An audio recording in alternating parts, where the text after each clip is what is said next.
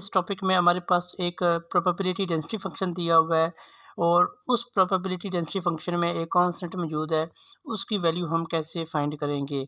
और इस क्वेश्चन को सॉल्व करने से पहले ये बताया गया है कि ये जो एफ ऑफ एक्स है, ये एक प्रोबेबिलिटी डेंसिटी फंक्शन है।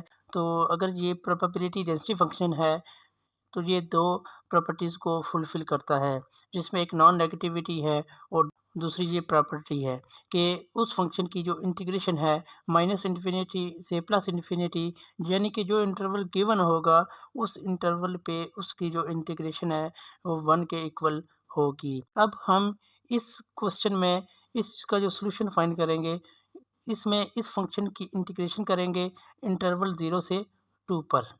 आप लोगों के ज़हन में ये सवाल आ रहा होगा कि पिछले टॉपिक में हमने उसको समेशन किया था, सम फाइंड किया था, इस केस में हम इंटीग्रेट क्यों कर रहे हैं? तो अगर हमारे पास कोई भी फ़ंक्शन प्रोबेबिलिटी मैथ फ़ंक्शन दिया हो, तो ये केस डिस्क्रीट केस है, तो उसमें हम समेशन यूज़ करेंगे। लेकिन अगर कोई फ़ंक्शन हमारे पास प्रोबेबिलिटी डेंसिटी फ़ंक्शन दिया हो, तो ये एक कंटीन्यूअस टाइप का केस है, तो उसके लिए हम इंटीग्रेशन यूज़ करेंगे। क्योंकि हमारे पास जो फ़ंक्शन गिवन है वो एक प्रोबेबिलिटी डेंसिटी फ़ंक्शन है, तो उसकी इंटीग्रेशन 1 के इक्वल होगी। और इस केस में जो इंटरवल है वो 0 और 2 का है, इसलिए हमने यहाँ पे 0 और 2 का इंटरवल लिया और एफ ऑफ एक्स की वैल्यू यहाँ पे पुट की, जो कि सी एक्स क्यूब के बराबर है और D X is equal to 1। इसके बाद हमने इसकी इंटीग्रेशन ली, जो कि सी एक्स की पावर 4 डिवाइडेड बाई 4 के इक्वल है। यहाँ पे इसकी लिमिट्स हैं और ये 1 के इक्वल है। जब लिमिट्स पुट गई तो एक्स की जगह हमने 2 पुट किया, तो ये हो गया हमारे पास लिमिट पुट करने के बाद जवाब आया सी इंटू 16/4 इज इक्वल टू 1। और ये कैंसिल करेंगे 4 आएगा, तो 4c इज इक्वल टू 1 आ जाएगा। और यहाँ से हम c की वैल्यू कैलकुलेट करेंगे तो ये किसके बराबर आएगी, 1/4 के इक्वल आ जाएगी। हमारे पास जो प्रोबेबिलिटी डेंसिटी फंक्शन था वो इसके इक्वल था और c की वैल्यू हमने यहाँ पे फाइंड की है 1/4।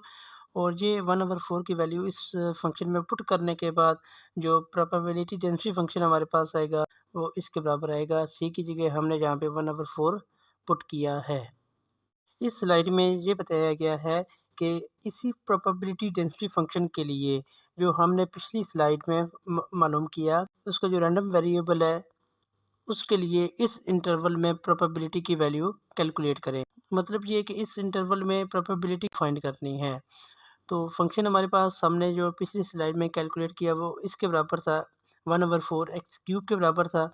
इसकी इंटीग्रेशन करेंगे इसी इंटरवल में, क्योंकि पीडीएफ है, प्रोबेबिलिटी डेंसिटी फंक्शन है, प्रोबेबिलिटी इंटीग्रेशन मेथड के ज़रिए हम फाइंड करेंगे। तो इसको हम जब इंटीग्रेट करेंगे ये आएगा एक्स की पावर 4 डिवाइडेड बाई 4, जो तो ये आ जाएगा एक्स की पावर 4 डिवाइडेड बाई 16। ये सारी वैल्यूज़ पुट करने के बाद हमारे पास जो प्रोबेबिलिटी आ जाएगी वो आएगी 0.0623 के बराबर आएगी।